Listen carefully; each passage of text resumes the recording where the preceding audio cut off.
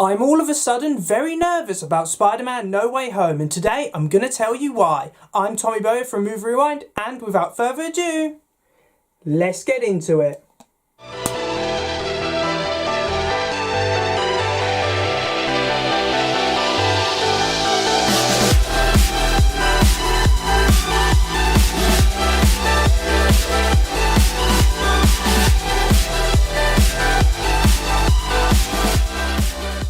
When Sony released a trailer for Spider-Man No Way Home, I have to say I was so surprised because I'd been reading loads of rumours that they weren't actually going to release a trailer. They just wanted people to have a raw cinema experience. However, we were wrong. Of course they were going to release a trailer. They have to advertise this movie in order to get people into the cinemas to watch this film. And I have to say the trailer was epic. If you want to know the story, I was jumping up and down when I saw this trailer. Two very specific moments in the trailer got me very, very excited, and I think you will know what those moments were. It's when we saw the pumpkin bomb and William Dafoe's laugh, which highlights that his version of the Green Goblin is going to make an appearance, and of course the King, Alfred Molina as Doc Ock, returning in Spider-Man No Way Home. That is a fantastic moment. Of course, we knew it was coming. However, to finally see him in that film, footage of him in that film, was just amazing. Although once the hype had died down, I started to get a little concerned about this film for the simple reason it's becoming a film which has so much hype and I am so excited for that I feel like I'm going to be disappointed when I see the eventual outcome. Now, from what we can see in this trailer, there are at least 5 villains which could potentially appear in Spider-Man No Way Home. Of course, some are more obvious than others, and some have been confirmed. We know for definite that Alfred Molina is returning to the role of Doc Ock, and that Jamie Foxx is returning to the role of Electro. So that is 2 villains that we know are going to make an appearance in this film. The others are a bit more subtle. From this trailer, it's definite that William Dafoe is returning as Green Goblin. I believe we're also going to see Sandman from Spider-Man 3 in this film, and the Lizard from The Amazing Spider-Man. Now, the Lizard one is the one which I'm on the fence about. I've seen videos which highlight that there is footage of someone who looks like the Lizard in this film. Obviously, if they bring the Lizard back into this film, that's great, because the Lizard is my favourite Spider-Man villain, and I felt there could have been a few improvements made to the Lizard in The Amazing Spider-Man. So I hope they do bring Lizard back in No Way Home.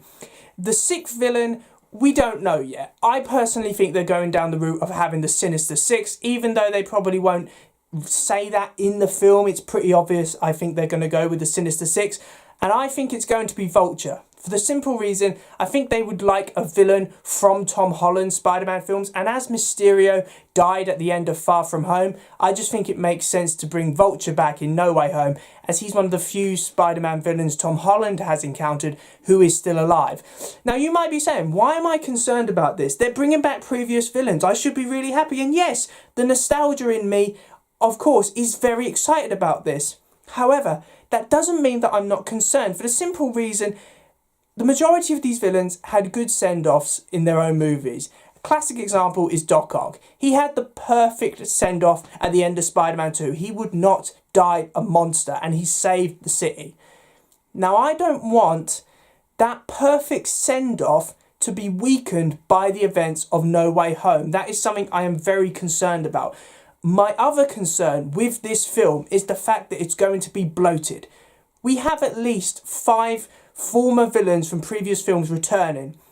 And let's be honest, Andrew Garfield and Tobey Maguire are going to appear in this film. So not only do we have 3 Spider-Men, we have 5 villains and Doctor Strange thrown in there for good mix. Apparently Daredevil might also make an appearance, as well as Matt Murdock.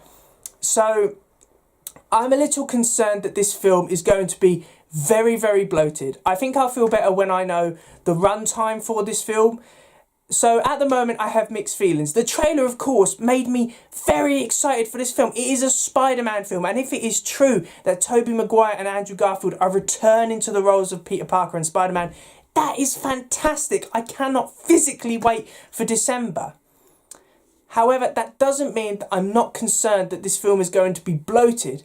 and that it might damage the previous Spider-Man films by just continuing their stories for the sake of nostalgia.